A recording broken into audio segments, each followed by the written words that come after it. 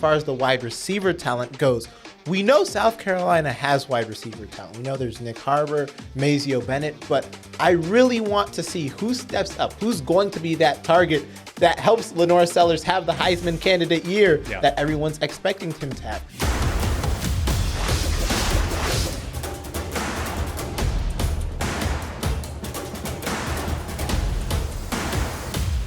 Hello. Welcome to the South Carolina Sideline, everybody. Matt Dowell and Jared Parker with you today. Hope you all had a fantastic 4th of July holiday. You're rested, spend time by the pool, by the grill, whatever you guys did over the holiday weekend. Hope you enjoyed it. Welcome into our podcast once again. Before we get started, as always, make sure you guys like, subscribe, comment, follow us here on YouTube or wherever you listen to your podcast. Shout out to our new subscribers because, Jared, both of our episodes last week popped off. 2 of our most popular episodes ever. The one you did with Elijah last week, and then our 4th of July episode that introduced Tanaya Latson and Medina Okad. Both did great. So we have gotten a lot of new subscribers over the past few days. So welcome, everybody. If you're new to our podcast, or if you're an oldie that's been with us since the beginning, thanks for staying with us these few months. But Jared, how was your 4th of July? What'd you do, man? It was good. I went to the Peach Festival in Gilbert. I ate a lot of peaches, had peach cobbler, peach ice cream, it was a lot of peaches. Yeah, delicious. I've never been, but it's a big deal. They're the peach so festival. Fresh. Yeah, is it good? So fresh,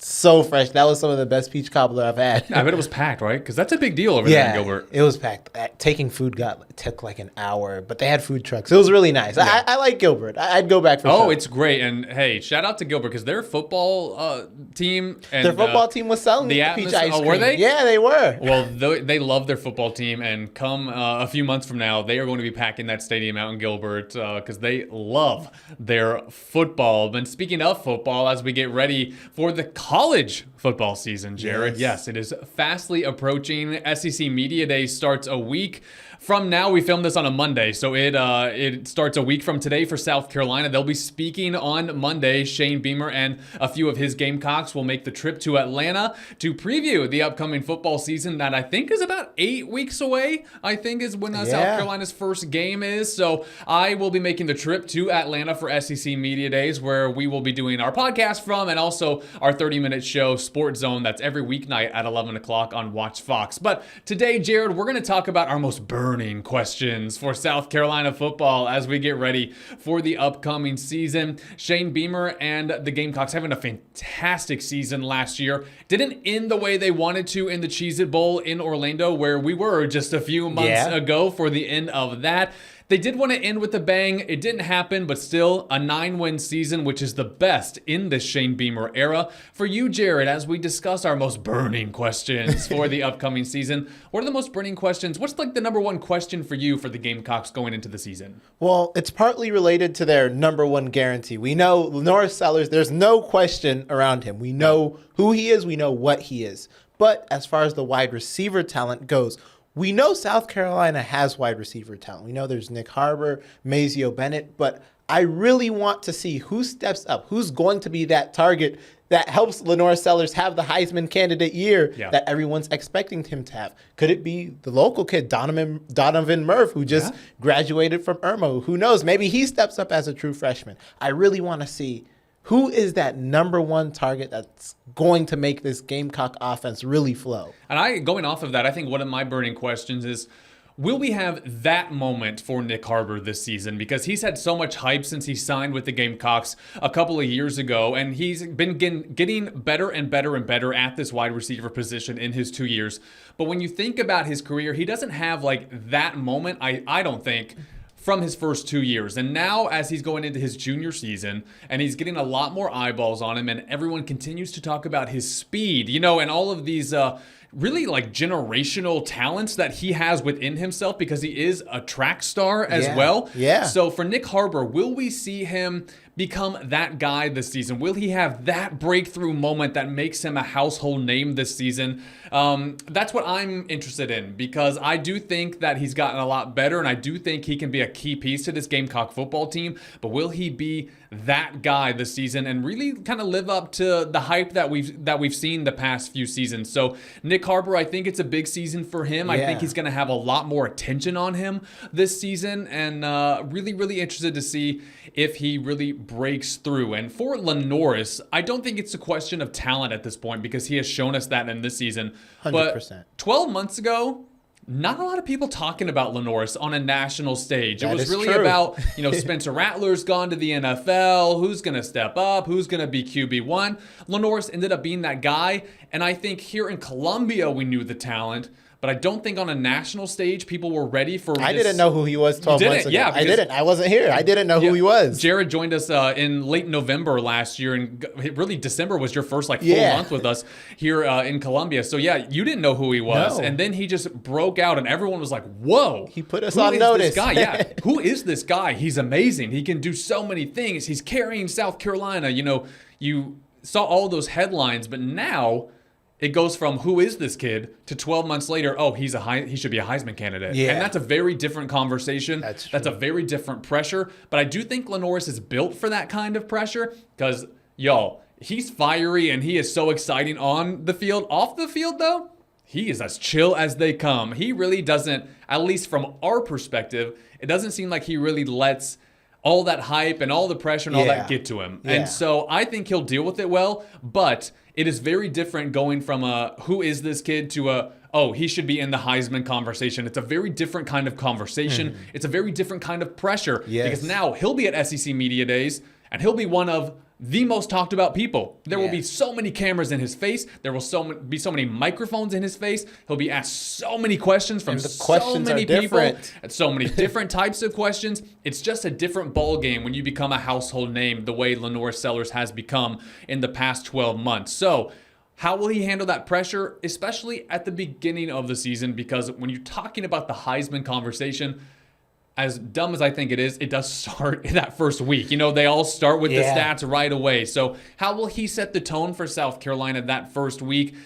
I'm always interested in how these athletes navigate those kinds of pressure, especially with how young they are, because they are college kids at the end of the day. 19 going on 20. 19 going on 20. So I know Lenoris, we talk about him a lot, and we will continue to talk about him throughout the season, but the pressure and the expectations are a different ball game this year, and I do think he's going to do well personally. I think he's going to handle that very, very well, but it's still a wait and see when it comes to the upcoming season. So that's the offensive side of the ball, the receiver, also maybe the running back a little bit. They lost Rocket Sanders to the NFL. Yes. That's a big, big, big loss to have in the offseason. So who's going to step up at the running back position will also be a big question going into this upcoming season. I know we talked about it a little bit a couple of weeks ago, Jared, but the defensive talent that South Carolina lost to the NFL, just so many elite guys on the defensive end of the ball. What are your questions when you look at the defense for South Carolina?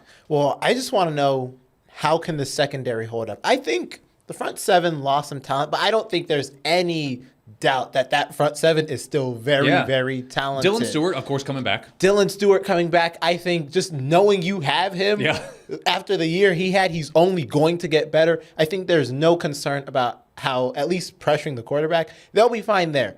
That secondary, especially losing Eman he's a rock back there. That's a guy you can trust. He'll make plays. He doesn't make a lot of mistakes. Losing him is a big gap to fill. And you can't ask anyone to do exactly what he did, but how will they work around that? Especially in an SEC with a lot of talented quarterbacks, and even playing Clemson. Clemson has a talented quarterback. Yeah. You're playing a lot of teams that can air it out this year. How will that secondary hold? Can they bend but not break? I don't think they're going to shut every quarterback down, but you don't have to do that. How will they hold up with bending but not breaking? And I think on the defensive side of the ball as well, it's going to be who's going to be the voice, who's going to be the leader, because not even just with Nick Eman who was such a big part of that defensive end, but Debo Williams, Kyle Kennard, all of these guys that they lost were upperclassmen that had so much experience. Yeah. And so even if they weren't maybe the stars of the defensive, which Kyle Kennard was, and Debo Williams, wasn't a guy that was getting headlines all the time, but he was a solid starter for them and a leader in the locker room. So will Dylan Stewart be the guy that comes up and is the voice and the face of the defense, the leader on that side of the ball? Or will it be someone else that we don't see coming? Will it be someone else that really steps up in that position? So because I'm a big believer that locker room leadership and that the voice in the locker room is a huge part of the team. And it's a part of the team that we don't really get to see because we're not in the locker room with these guys. But who's the one, at halftime, after the third quarter, that's going to be the one saying, let's go, let's step up, let's do this, let's do that? Because in the past couple of years, it has been Debo, it's been Nick, it's been Kyle. Who's it going to be this year on that side of the ball? On offense, I think maybe it is Lenoris, and I think it's a little more obvious of who the leader is on that side of the ball. But for defense, I think it's, okay, who's going to step up and be that guy? Dylan seems to be the most obvious. But great opportunity for him this year. Yeah, maybe someone else will surprise us. But I think those are my most burning questions going into SEC Media Days. And I think as we look ahead to the first game, it's going to be how do you want to set the tone for the season? Because last season, the first game was a little rough. And I just wonder, it's in Atlanta this year. There's a little more hype, a little more excitement around this first game. How does South Carolina want to come out and set the tone and make a statement in that first week? But I also think maybe that's a question for a few weeks after SEC Media Days. Anything else that you are interested in that you want to ask South Carolina as we go into Atlanta next week, not in a couple months? Just going back to Atlanta, I know you said it's a couple weeks ahead, but just with Shane Beamer, Virginia Tech, going to Atlanta, I think that's just a very interesting scene to really get a good win week one. Yeah. I want to know how are they looking forward to that game, because it's not a conference game, but in a position where, you're a team that could make the playoffs. And it is a Power 4 opponent. Yeah, you've got a Power 4 opponent. You're in Mercedes-Benz Stadium, home of the Peach Bowl. Yeah. There's a lot on the stage there. I want to know, obviously, you're going to get the usual runaround of, we see every game the same. But I want to know how their general hype is feeling about going into week one like that. Yeah, and I was also thinking, as we go into this year with Shane Beamer, one question I don't think we're going to ask is like, what did you learn from last season, Shane? Like, what can you take into this year? Because I think when you're a new head coach in the SEC and year 1, year 2, year 3, it's kind of like watching that growth progression, because it's almost like with any first-year head coach at this stage, they almost have to prove themselves. But I think that Shane has proven it. Like, I think the ground is set, and I think that that he's kind of like, he's here, and he's I don't think he has to really prove anything, especially after last season. Now I think it's like next steps, like how do you get to the playoff, how do you get a 10-win season? It's the next step. And I think for the past few years the big question has been like, what did you learn from last season? How do you take it into this? What did you learn as a head coach? I know I've asked him those questions in the past, but I don't think we're interested in that anymore. I think Shane is here. Shane has proven, they've established themselves now, and it's about the next steps for his program and how do you become a true contender? Because last season, they were on the outside looking in. They didn't make the playoff, but they were in the conversation there towards the end. Now it's how do you firmly set yourself in the conversation? Right. And I think that's fun. I think that's a fun place to be at if you're Shane Beamer and the Gamecocks. We're going to take a break here on South Carolina Sideline. When we come back, some Gamecock women's basketball stars shining brightly at the FIBA AmeriCup. Everybody's getting medals of all kinds, of all colors. We will talk about women's basketball at the FIBA AmeriCup when South Carolina Sideline returns. Jared, before our episode started, we were talking about how women's basketball in Columbia is a year-round sport. Yes. I mean, we talk about it all the time, and you were saying that like you weren't really expecting that when you got here. No. You knew women's basketball was a big deal, and you knew they were a powerhouse, but you didn't really think we'd be talking about them in July. Yeah, I mean, as far as I know with college sports, you just follow the seasons. Everything is kind of seasonal. Basketball has its time, football has its time. But no, I mean, there's the women's basketball season, but it is not a seasonal topic. No. You talk about women's basketball year-round here, and I love it because it's not even like we're forcing it. The city generally is always keeping up with this team no matter where they are. Always, because you have the Final Four ending in April with the national championship, of course, and then it goes into the WNBA. Yeah. And then this season, in the summer, we've had the FIBA AmeriCup, which has been a huge platform for former Gamecocks and current Gamecocks. Right. Because just this weekend, Team USA beat Team Brazil in the FIBA AmeriCup final, and Joyce Edwards was a huge part of that run for Team USA, scoring 11 points in the final. Kamilla Cardoso, of course, on Team Brazil. She had 19 points for Team Brazil, and the incoming Gamecock, Isla McDowell, is on Team Brazil. So she got a silver medal with Brazil. But what a week for Gamecocks, past, present, and future, to shine on the international stage. But Joyce Edwards is a gold medalist, Jared. Gold medalist? I mean, you know the value she brings to every team. I think it's interesting seeing it on the South Carolina team, how much of a rock she is down in the low post, just a consistent scoring presence at all times. But we saw it on the international level. She was able to get it done at the biggest stage and consistently throughout the tournament. Average 10 and 5. I mean, that's consistency right there. Consistency. And when you think about someone who's only going into her sophomore season, this has to be such a huge part of her development because she had such a great freshman season already, but to get to play alongside so many other great collegiate stars and then to go against players like Kamilla Cardoso, who is a pro and who's doing amazing for the Chicago Sky. It just has to be a huge part of getting her to the next level, because I'm anticipating a big sophomore year for Joyce Edwards. Absolutely. I mean, she led the team in scoring her freshman year. It's kind of hard because it's like it sets such a strong foundation, but also now we're looking at that like, all right, Joyce, you gave us that your freshman year. Yeah. What can we expect for your sophomore year?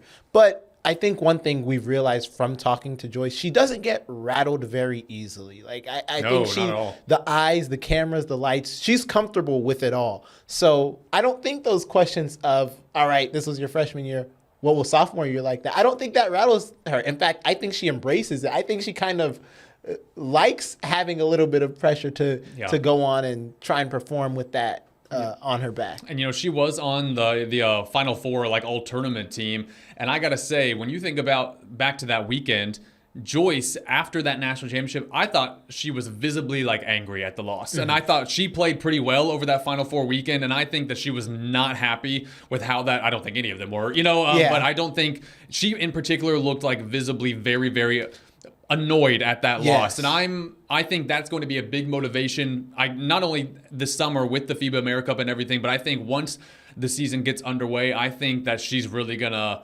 shine brightly, because I think that's one of those losses that hurt a lot and was annoying. It looked personal. It was as a competitor, it made her mad. And I think that it's going to be fuel for her going into this upcoming season. But shout out to Joyce Edwards, who is a FIBA AmeriCup gold medalist. What a fun run for Team USA and Team Brazil, having a great tournament as well. But Jared, anything else you want to talk about this week on our podcast? I did think it was funny. Obviously, Cardoso had a great tournament with Team Brazil. I don't know if you saw that clip of Coach Kara Lawson.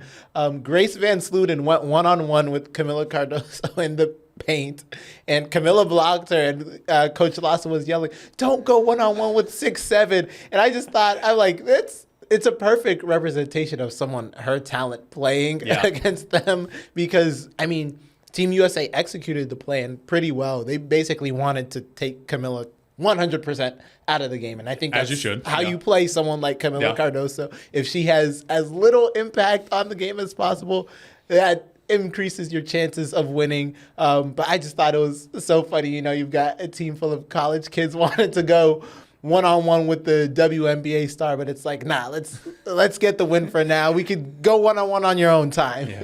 Going one-on-one in the paint with Kamilla Cardoso, not advised for any basketball player. Even in the WNBA, I think they're trying to avoid that. Well, Jared, it's been a great show. Everyone, thanks for hanging out with us. We have Marcus Lattimore on our podcast this week, so that episode will be out on Thursday. Really, really excited for you guys to hear from him, as he has a new book out, and so we'll be talking about that. Talking about, reminiscing on some Gamecock memories, which will be a lot of fun. But I'm excited for that. I'm excited too. I'm excited for everybody to see it. But he's Jared Parker. I'm Matt Dowell. Thanks for watching here on YouTube. Thank you for listening wherever you get your podcasts. We will see you on Thursday here on South Carolina Sideline. Have a good day.